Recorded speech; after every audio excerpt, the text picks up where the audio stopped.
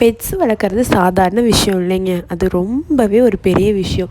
ஏன்னா நம்ம அவனுங்களையும் நம்ம குழந்தைங்கள கேர் பண்ணிக்கிற மாதிரி கேர் பண்ணிவிட்டு அவனுங்களுக்கு வேணுங்கிறதெல்லாம் வாங்கி கொடுத்துட்டு அவனுங்களையும் குழந்தைங்க மாதிரி வளர்க்கணும். அதனால தான் சொல்கிறேன், பெட்ஸுங்கிறது ரொம்பவே கஷ்டமான விஷயம். ஆனால் அவனுங்க இல்லாமல் நம்மளால் இருக்கவே முடியாது அப்படிங்கிற சுச்சுவேஷன் அவனுங்களை ஒரு 6 மந்த்ஸ் 7 மந்த்ஸ் வளர்த்துட்டோம்னா அந்த மாதிரி தோண ஆரம்பிச்சிடுது. எனக்கு பெட்ஸே பிடிக்கவே பிடிக்காது. எனக்கு அதை பண்ணுற வேலைகள் அதை க்ளீன் பண்ணுறது எதுவுமே பிடிக்கவே பிடிக்காது. ஆனால் ஹஸ்பண்டு பாப்பா இவங்களுக்காக ஓகே வளர்க்கலாம் அப்படின்னு சொல்லிட்டு முடிவு பண்ணி தான் நான் சின்சு பப்பி வாங்கினோம். அவன் வந்த ஆரம்பத்தில் எனக்கு அவன் பண்ணுற எந்த வேலையுமே பிடிக்கவே பிடிக்காது. கோவம் தான் வந்துட்டு இருந்துச்சு. ஆனால் இப்போ என்னால் அவனை விட்டுட்டு இருக்கவே முடியாது. ஏன்னா அவன் என்னை பார்த்தா ஓடி வர்றது, நான் கூப்பிட்டா ஓடி வர்றது, எனக்காக எல்லாம் பண்ணுவான். அந்த மாதிரி கொஞ்சுவான் அதெல்லாம் ரொம்பவே எனக்கு அது ரொம்ப பிடிக்கும். நம்ம லோன்லியாக இருக்க டைமு அந்த மாதிரி டைம்ல நம்மளுக்கு பெட்ஸ் ரொம்பவே ரிலாக்ஸேஷனாக இருக்கும்.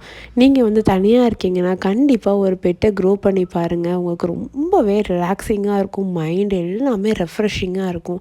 சீரியஸாகவே சொல்கிறேன்.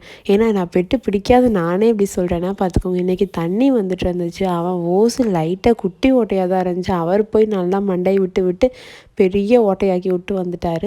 அதே போல் ஃபிஷ் டேங்கை க்ளீன் பண்ணலான்னு பார்த்தா ஷார்க் ஃபிஷ் வளர்க்குறோம். நல்லா பெருசாகிட்டானுங்க. பெரிய தொட்டிக்கு சொல்லி வச்சுருக்கு. நெக்ஸ்ட் தடவை வாங்கும்போது பெரிய தொட்டியில் போடலாம் அப்படின்னு சொல்லிட்டு முடிவு பண்ணியிருக்கேன்.